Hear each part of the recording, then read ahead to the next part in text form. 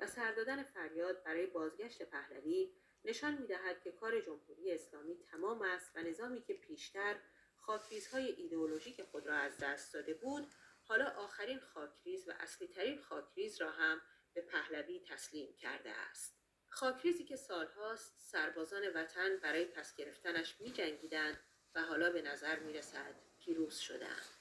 زاوان درود. این جانب غلام حسین بروجردی، جانباز دفاع از میهن از استان گلستان و جمعی از فعالان سیاسی و مدنی از سایر استانها با تمام توان و با تمام وجود در کنار مردم به جان آمده و به پاخواسته ایستاده‌ایم.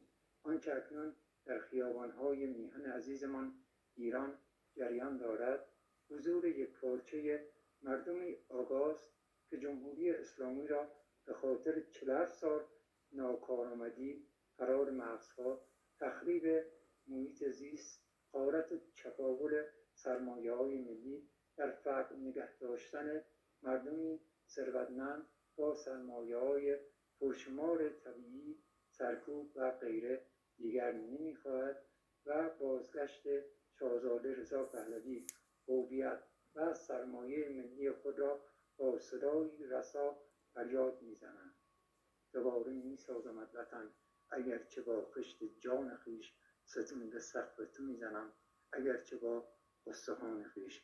آینده ایران برقرار و برافراشته باد. بیرق سرنگ شیر خورشید نشان بر فراز قله دماوند. جاوید شاه.